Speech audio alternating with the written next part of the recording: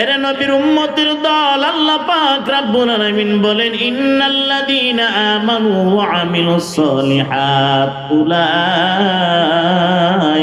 হুম খায়রুল বারিয়া। ঈমান আনার পরে নেক আমল যারা করছে তারাই তো সফল কাম হয়ে গেল।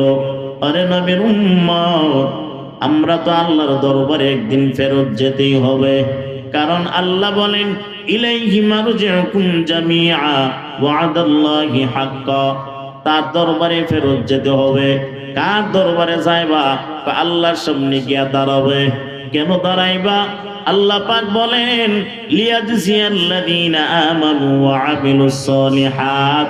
প্রত্যেকটা মানুষের প্রতিদান দেওয়ার জন্য যারা ঈমান আনলেন এবং নেক আমল করলো, আল্লাহ পাক রব্বুল আলামিন জাযা দেওয়ার জন্য দাঁড় করাইবে। এই কে কতটুকু নেক আমল করছো জীবনের হিসাবটা দাও। নবীর উম্মত, সেদিন আল্লাহর দরবারে দাঁড়াইবা, নিজের জিন্দেগির হিসাব দিবা দূরের কথা, একটা দিন বা একটা সপ্তাহের হিসাবটাও দেওয়ার ক্ষমতা আছে? জোরে বলেন। আপনি মনে করেন শুক্রবারের পর থেকে নিয়ে কয়টা নেক আমল করলেন, গুনাহের কাজ কয়টা করলেন? নবীর উম্মত, এক সপ্তাহের হিসাবটা আপনি নিজে নিজে বিবেচনা করবেন। আল্লাহ যদি আমারে জিগায় পুরা জীবনের হিসাব দেওয়ার জন্য, আমি জীবনের হিসাবটা বাদ দিলাম, এক সপ্তাহের হিসাবটা দিতে পারবো কিনা গ্যারান্টি নাই। হাসরের মাঠের অবস্থাটা হবে এমন যে মানুষ কষ্টের কারণে অনেক মানুষ নিজের হাতে নিজে কামড়াইতে থাকবে। নিজের হাতে মানুষ নিজে কামড়াইতে থাকবে টেনশন আর টেনশনের কারণে।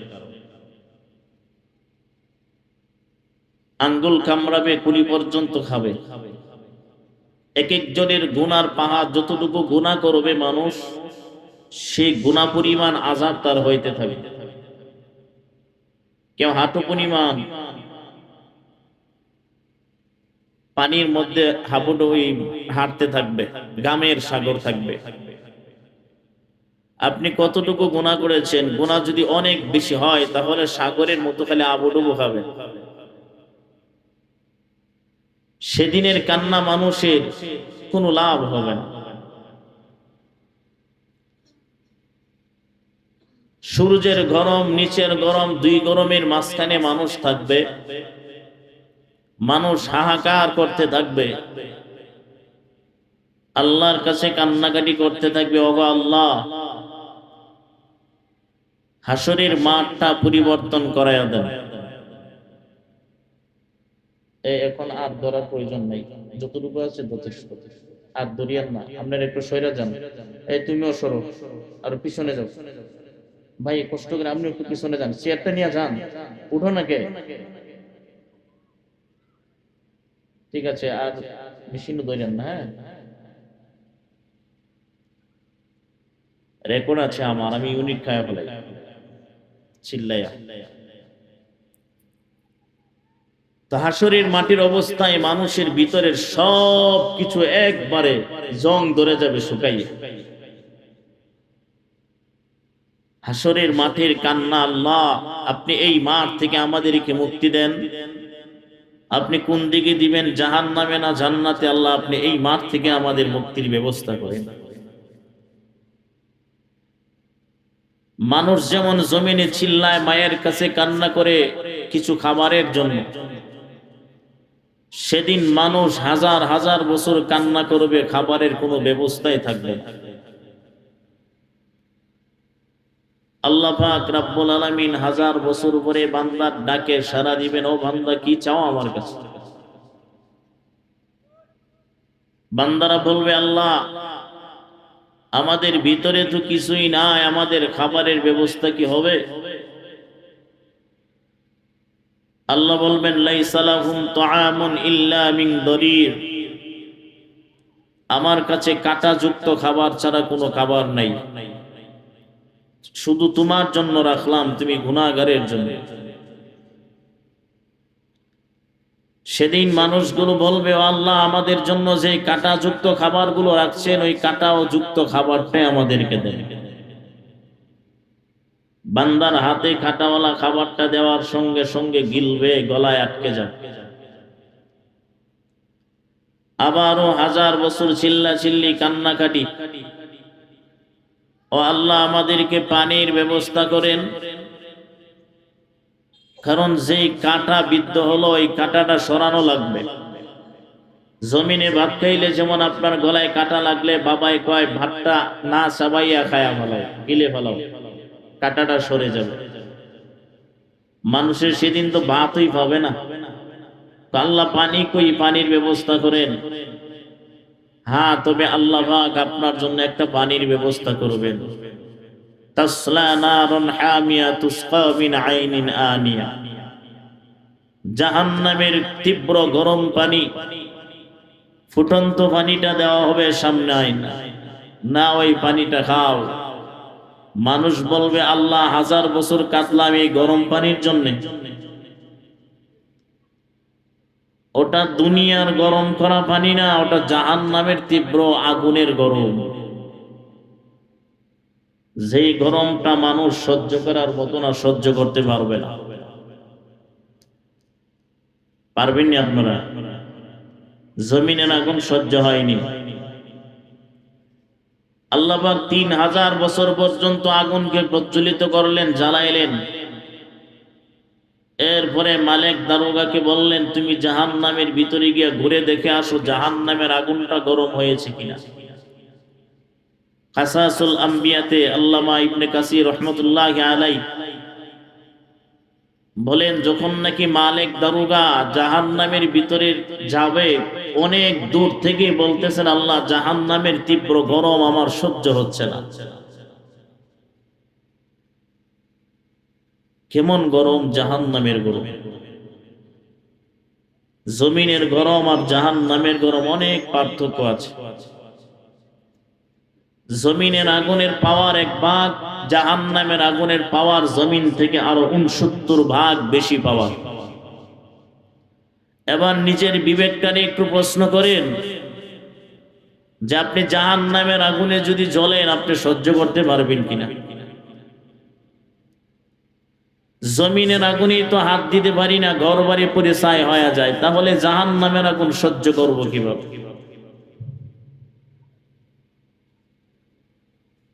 আল্লাহ আপনি আমাদেরকে জাহান্নামের আগুন থেকে মুক্তি দেন, জোরে বলেন আমিন। আল্লাহ পাক রব্বুল আলামিন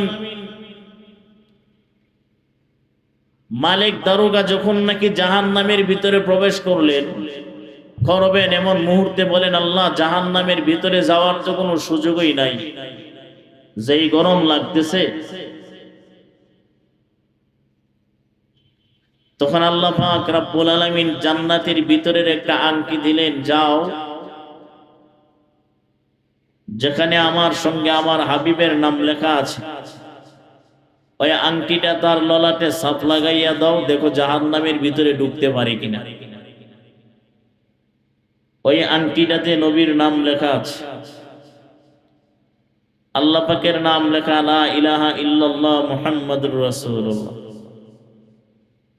ওটা লাগানোর সঙ্গে সঙ্গে জাহান্নামের আগুন তার থেকে অনেক দূরে চলে গেল। ঠিক তদ্রূপ ভাবে যারা রসুলের আদর্শ মানল, রসুল যেই পদ্ধতিতে জমিনে চলছেন, আল্লাহ যেই বিধান মোতাবেক চলার হুকুম দিয়েছেন কোরআনে, সেই বিধান মোতাবেক চলা, রসুলের আদর্শ মোতাবেক যারা চলল, রসুল বলেন আমি নবীর সঙ্গে আমি তাকে জান্নাতের মেহমানখানায় নিয়ে যাব। আমার আগে আলোচনা করেছেন জান্নাতের আলোচনা, সুন্দর আলোচনা করেছেন। আপনারা বলেন তো দেখি, এত বড় জান্নাত আল্লাহ পাক দিবেন কি আমল ছাড়া, না আমলের বিনিময়? শুধু আমল হলেও হবে না, আল্লাহর রহমত থাকা লাগবে। জান্নাত আপনি পাবেন, সর্বনিম্ন জান্নাত 10 দুনিয়ার সমান। ওই জান্নাতটাই যে আপনাকে দিবে, ওই জান্নাতটা আপনার কোনো গ্যারান্টি আসেনি দিবে আল্লাহ। আমল করলেন, 1000 বছর বাঁচলেন, আমল করলেন, কিন্তু জান্নাতে যাওয়ার তো কোনো গ্যারান্টি নেই। আপনি কিভাবে পাবেন ওই জান্নাত?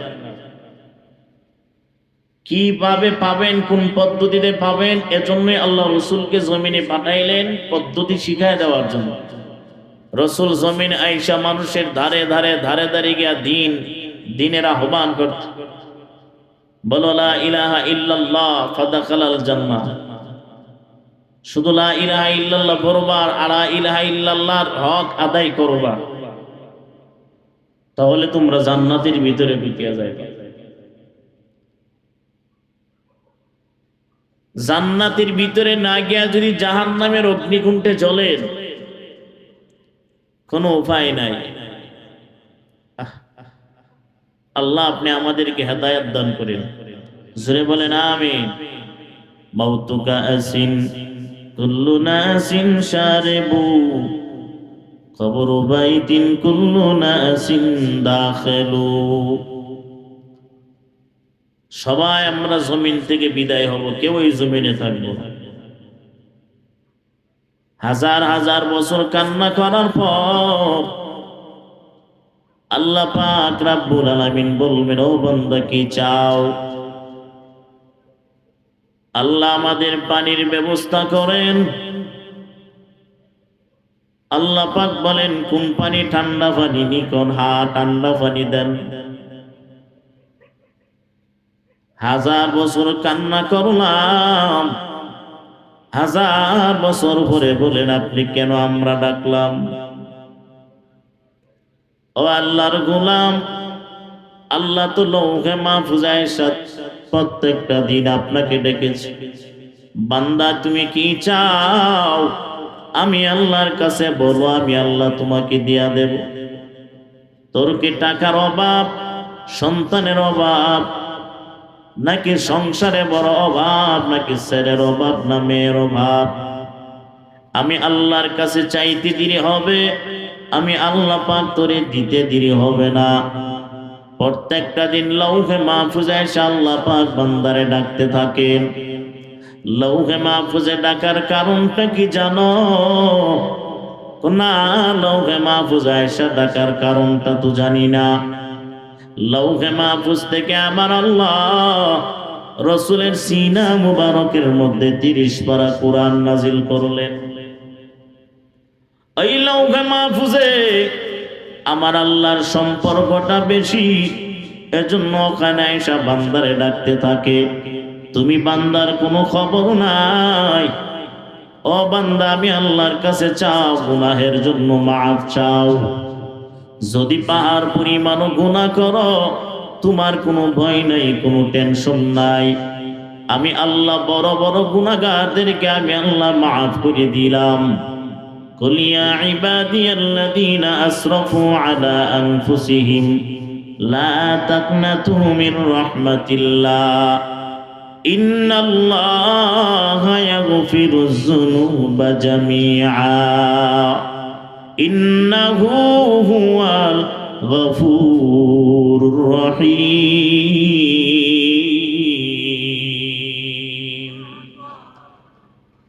এরে আমার বান্দা,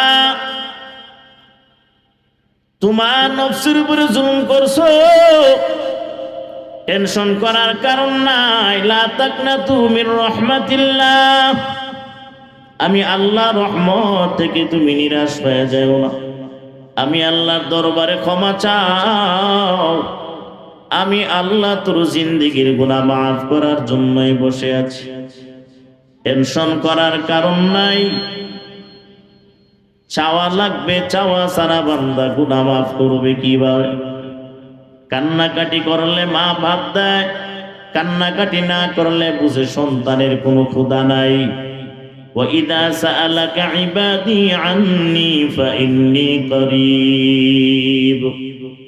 এ নবীর উম্মত, আল্লাহ পাক রব্বুল আলামিন ওনার নিকটে কেমনে যাইবা?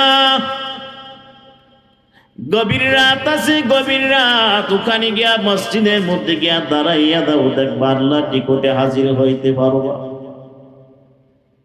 বাজারে গেলে আল্লাহরে পাবি না।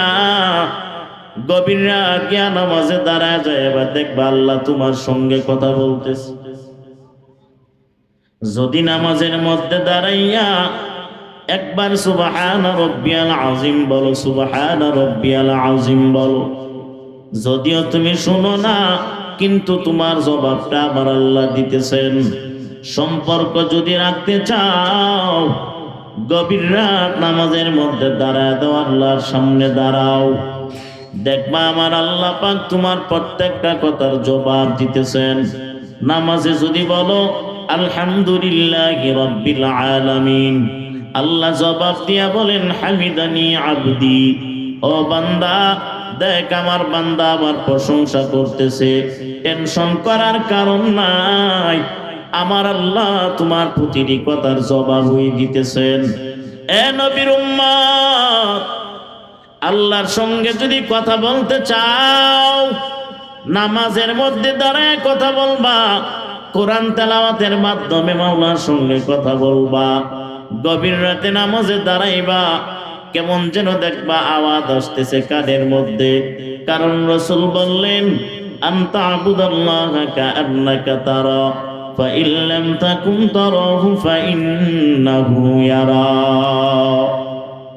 নামাজের মধ্যে দাঁড়াইবা, কেমনে দাঁড়াইবা রে যুবক? এমন ভাবে নামাজে দাঁড়াইবা কেমন যেন তুমি আমার মাওলারে দেখতেছো, অথবা তুমি যদি মাওলারে না দেখো, আমার আল্লাহ তোমার দিকে ছায়া আছেন। ঠিক না বেঠিক? কথা বলেন না কেন? কিন্তু আমাদের জামানায় নামাজেরও খবর নাই, রোজারও খবর নাই। নামাজ যদি পড়ে বছরে একবার সবে বরাতের নামাজ, নামাজ যদি পড়ে বছরে একবার সবে কদরের নামাজ। সামনে আসতেছে একটা মাস, ওই মাসটার নাম হলো গেস্টিকের মাস। কথা বলেন ঠিক কিনা? কত মানুষ রোজা ছাইরা ভালো হয়ে যাবে, যদি বলে রোজা রাখো নাই, কোনা হুজুর রোজা নামাজ বাদ দিয়া ভালো হয়ে গেছি গা। তা বলে ঠিক কিনা? এ বান্দা, গেস্টিকের মাস, গেস্টিকের দুহাই দেয়া কত বান্দা রোজা রাখবে না, অথচ বান্দা তাকা দেখ, আল্লাহ পাক রব্বুল আলামিন হাদিসে কুদসির মধ্যে বলেন আস-সাওমু লি ওয়া আনা আজজি বিহি, রোজা আমি আল্লাহ দিলাম, তার প্রতিদানও আমি আল্লাহ নিজে দেব। ও নবীর উম্মত, আল্লাহর বিধান আর নবীর আদর্শ যদি জমিনে পালন কইরা যাইতে পারো, আল্লাহ নবী বলেন আমি নবীর সঙ্গে আমার এই উম্মতটারে জান্নাতের মেহমান খানায় নিয়ে যাব। এমনি জান্নাত আমার আল্লাহ দিবে না, গাঞ্জা আর বিড়ি টাইনা সময় কাটানোর মধ্যে জান্নাত নাই। জান্নাত যদি পাইতে চাও, আমার নবীর আদর্শের মালা তোমার বুড়ির মধ্যে ফিট করতে হবে। আজ তুমি নামাজ নাই, অথচ এই নামাজটারে বাস্তবায়ন করার জন্য আমার নবী বহু কষ্ট করলেন। এই দিনটারে কায়েম করার জন্য আমার নবী বড় কষ্ট করলেন। ঠিক না বেঠিক? এরে নবীর উম্মত, উহুদের ময়দানে নবী দামদার মুবারক শহীদ হয়ে গেল। কেন? এই দিনটা কায়েম করার জন্যে। নবী যদি নামাজে দাঁড়াইতো, বেঈমানের বাচ্চারা লাঠি বেন্দা নিয়ে যাইতো নবীরে মারার জন্য, হত্যা করার জন্য। নবী নামাজে দাঁড়াইলেন, আবু জাহেল বলে নামাজ পড়ার জন্য মুহাম্মদের দেব না। পাথর নিয়ে গেল, বলে আব্দুল্লাহর ছেলে মুহাম্মদের মাথাটা থেকে মগজ আলাদা করে ফেলাবো। আল্লাহ পাক রব্বুল আলামিন বলেন, ও বেঈমানের দল, পারবি না, কারণ আমার নবীর হেফাজতের জিম্মাদার কে? জুড়ে বলেন, আর জুড়ে। মুহাম্মদ আরবি হ্যায় নবী রাস্তে पे शुआ, आलम हुआ उसकी पैदाइश से उजाला, शफीउल उमम हमारा नबी रोज क़ियामत, शफाअत करेगा अल्लाह के पास गुनाहगार उम्मत। আমার নবীর জন্য তামাম দুনিয়া আমার আল্লাহ বানাইছে, সেই নবীরে মারার জন্য পাগল আবু জাহেল। কেন মারবে? কারণ নবী যে দ্বীনের দাওয়াত দেয়, মানুষ আস্তে আস্তে মুসলমান হয়ে নবীর দরবারে চলে যায়। নবীর উম্মত, আমার নবী নামাজ পড়ে বলে আবু জাহেল পাথর নিয়ে গেল মারার জন্য। পাথরটা হাতি নিয়া উপরের দিকে তুলতে দেরি হয়, সামনে তাকায় দেখি বিরাট বড় একটা সাপ। ওই সাপ জবান আমার আল্লাহ খুলে দেয়, এরে আবু জাহেল, মুহাম্মদের মারবি নাকি আবার পেটের ভিতরে যাবে? আবু জাহেল আর দেরি করে নাই, থর করে হাত থেকে পাথরটা জমিনে পড়ে গেল। জমিনে পড়ার পর লোকদের কাছে যখন চলিয়া যায়, লোকেরা ডাক দিয়া বলেন, আবু জাহেল, উপর দিয়া গাছ কাটটা নিচ দিয়ে আপনি পানি ডালেন, আমাদের সঙ্গে উপরে উপরে বলেন মুহাম্মদ ভালো না, অথচ আপনি তলে তলে মুহাম্মদের হাতে কালেমা পয়রা নিলেন নাকি? নতুবা আপনি মারার জন্য গেলেন, আপনি কেন মুহাম্মদের মারতে পারেন নাই? আবু জাহেল ডাক দিয়া বলেন, বেঈমানের দল, ওই জায়গায় যদি আমি আবু জাহেল না থাকা তোরা থাকতি, পায়খানা কইরা ফলাইতি। কথা বলে ঠিক কিনা? মুসলমান নবীর উম্মত, আমার নবী এই দিনটাকে বাস্তবায়ন করার জন্য বড় পাগল হয়ে গেছে। দিনের দাওয়াত দেই বলে বেঈমানের বাচ্চারা আমার নবীর আঘাত করতেছে। কাবাগরের সামনে গিয়া কালেমা দাওয়াত দেয়, নামাজের দাওয়াত দেয়, আর বেঈমানের বাচ্চারা পাথর নিয়ে দেয়, লাঠি বান্দা নিয়ে দেয়, মুহাম্মদের হত্যা করবে। আবু জাহেল যখন গেল লাঠি বান্দা নিয়ে বলে মুহাম্মদ রে মার। আবু বকর, আল্লাহ নবী বিশ্ব নবীর একবারে বুক বরাবর হাতটা দিয়া বলে, তোরা মুহাম্মদের মারবি না, আমি আবু বকরের মেয়ের। আবু বকরের গায়ের মধ্যে আঘাত লাগতেছে। আবু বকর ডাক দিয়া বলেন, দু জাহানের সরদার, মুহাম্মদের মারবি না, কারণ আমি আবু বকর থাকতে নবীর উপরে একটা আঘাত পড়তেও দেব না। এই নবী কি বলেন? চুরির কথা বলে না, নবীজি ডাকাতের কথা বলে নাই, নামাজের কথা বলেন, রোজার কথা বলেন, দিনের দাওয়াত দেয়। এই নবী তো টুপিটারে বাস্তবায়ন করলেন, নবী তো পাঞ্জাবিরে বাস্তবায়ন করলেন, নবী তো কোরআনটারে বাস্তবায়ন করলেন, নবী তো নামাজটারে বাস্তবায়ন করলেন। এই নামাজের দিনের জন্য নবী জন্মভূমিতে থাকতে পারে নাই। আমার নবীর কষ্টটা যদি এক পাল্লায় রাখা হয়, তামাম দুনিয়ার মানুষের সমস্ত নবীদের কষ্ট যদি এক পাল্লায় রাখা হয়, আমার নবীর তাইফের ময়দানের কষ্টের পাল্লাই ভারী হয়ে যাবে। নবীর উম্মত, আজ আমাদের মধ্যে নবীর আদর্শ নাই। এরে নবীর উম্মতের দল, আল্লাহ পাক রব্বুল আলামিন বলেন, ইন্নাল্লাযীনা আমানু ওয়া আমিলুস সলিহাত উলাইকা হুম খায়রুল বারিয়া। ঈমান আনার পরে নেক আমল যারা করছে, তারাই তো সফল কাম হয়ে গেল। আরে নবীর উম্মত, আমরা তো আল্লাহর দরবারে একদিন ফেরত যেতেই হবে, কারণ আল্লাহ বলেন, ইলাইহি মারজিউকুম জামিআ ওয়াদাল্লাহি হাক্কা। তার দরবারে ফেরত যেতে হবে। কার দরবারে যাইবা? আল্লাহর সামনে গিয়া দাঁড়াবে। কেন দাঁড়াইবা? আল্লাহ পাক বলেন, লিয়াজজিয়াল্লাযীনা আমানু ওয়া আমিলুস সলিহাত, প্রত্যেকটা মানুষের প্রতিদান দেওয়ার জন্য যারা ঈমান আনলেন এবং নেক আমল করলো, আল্লাহ পাক রব্বুল আলামিন জাযা দেওয়ার জন্য দাঁড় করাইবে। এই কে কতটুকু নেক আমল করছো, জীবনের হিসাবটা দাও। নবীর উম্মত, সেদিন আল্লাহর দরবারে দাঁড়াইবা, নিজের জিন্দেগির হিসাব দিবা দূরের কথা, একটা দিন বা একটা সপ্তাহের হিসাবটাও দেওয়ার ক্ষমতা আছে? জোরে বলেন। আপনি মনে করেন শুক্রবারের পর থেকে নিয়ে কয়টা নেক আমল করলেন, গুনাহের কাজ কয়টা করলেন? নবীর উম্মত, এক সপ্তাহের হিসাবটা আপনি নিজে নিজে বিবেচনা করবে। আল্লাহ যদি আমারে জিগায় পুরা জীবনের হিসাব দেওয়ার জন্য, আমি জীবনের হিসাবটা বাদ দিলাম, এক সপ্তাহের হিসাবটা দিতে পারবো কিনা গ্যারান্টি নাই।